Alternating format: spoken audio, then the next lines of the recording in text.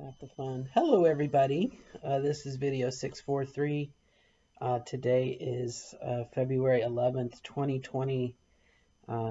This is my new friend Harry Sullivan, the cat named after the Doctor Who character played by Ian Marter, the fourth character, or I guess he really started off as the third Doctor and ended up in the fourth Doctor. And Ian actually wrote several novelizations of Doctor Who before he passed away. But I like the character Harry Sullivan, and I just thought the cat.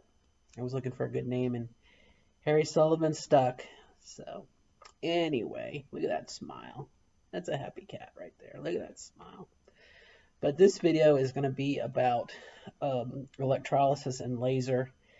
I just want to do kind of a postscript because a couple videos ago I made a video about electrolysis. I had electrolysis again today, and I got something that was like something that I had always mythically heard about, that you eventually reach a point with electrolysis where your hairs are literally not growing fast enough for the electrologist. Harry might get up and leave. You want to get up and go? So he wants to lay. So today I was there for a 45-minute session, and at 30 minutes she said there's no more hairs. So that was kind of cool. Like I said, I had heard about other trans women who had had that experience, and it was the first time happening to me, so I was like, whoa. Now, as a postscript to that, one of the reasons why she stopped, and so maybe I haven't quite experienced the golden experience yet, but she said that there were a number of dark hairs on my lip and around my mouth. To date, I've had 14 sessions of laser, and so it's interesting that you can, usually when I hear other people do laser, they do 4 sessions or they buy 6 sessions. I got on a lifetime guarantee, and so I only paid for 6 sessions, but then I have a lifetime guarantee. I can go back as many times as I want because it's guaranteed for life. And so that's why we've done the 14. And so after 14 sessions, still some black and gray hairs. I'm amazed. But again, it was just a moment of, I had heard about other trans women, you go to electrolysis and there's nothing they can do. There's no more they can do. And so that was kind of cool. I counted 256 zaps today, whereas last week, a week ago today, it was 630 some odd zaps. And so I have a feeling the way hair follicles work, the hair follicles are now, some of them are dormant, some of them are repairing, some of them are dead. That hole, it's a hole, and it takes time for it to close up and to rebuild. Cells get in there, and they kind of tighten it up together, and when you don't have a follicle anymore. So there's always a chance that's what's going on, and that's why you get a little bit of bumpiness for follicles that have, first time they've been zapped.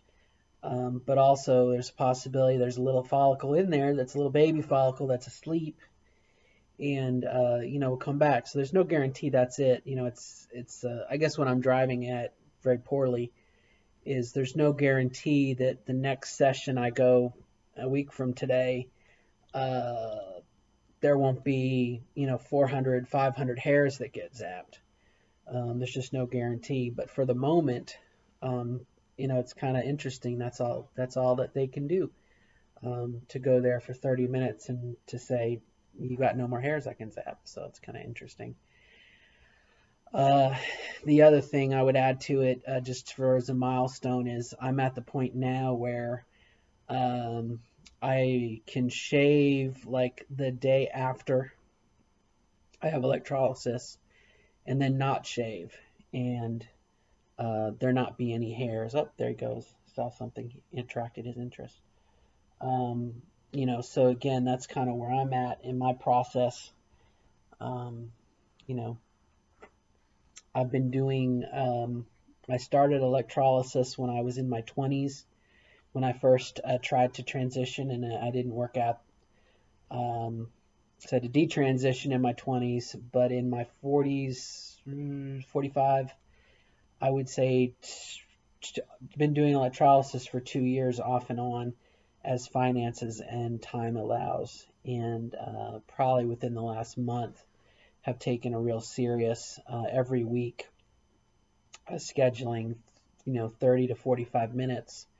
And so who knows, this may just be the first round of really being clear. And again, we just have to wait and see.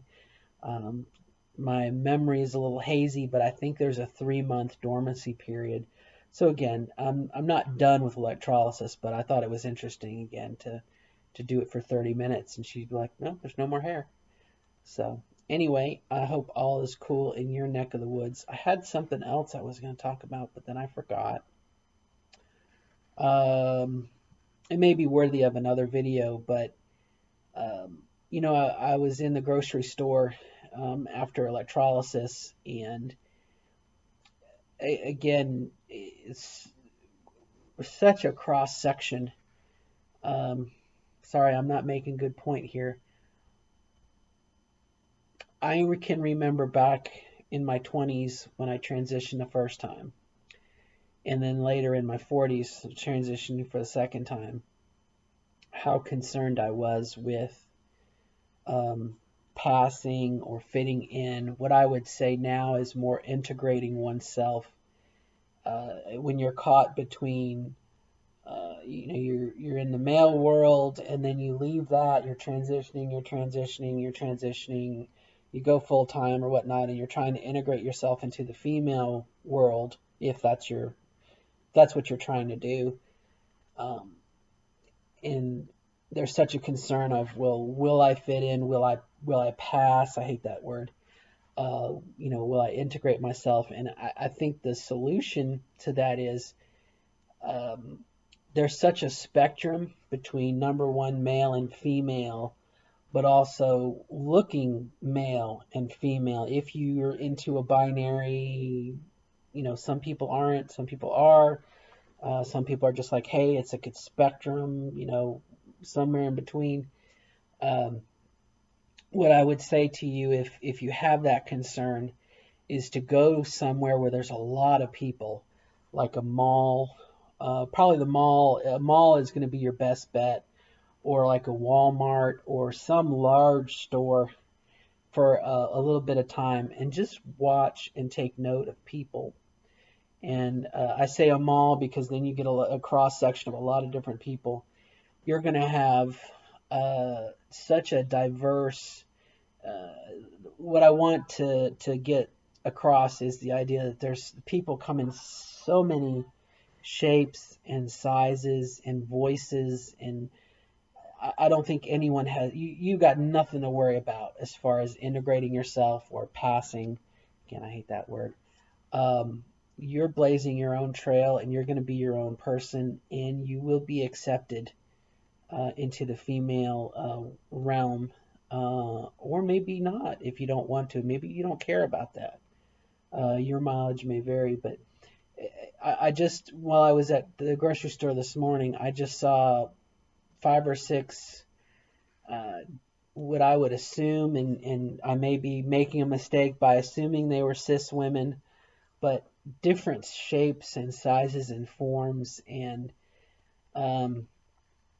how dare we try to be go to the grocery store. Sorry, I'm not finishing my thoughts here. Go to the grocery store, get an idea of the cross section, and in your mind take 5 or 6 snapshots of people, and then go to the CoverGirl, go to the makeup section, and compare those cross sections to the makeup, what the makeup people think are the ideal female form, and you'll see they're not even close. And it's like some women aspire to be that, and that's okay, but on average, you're not going to fit that high, you're not going to make that high, you're not going to get there.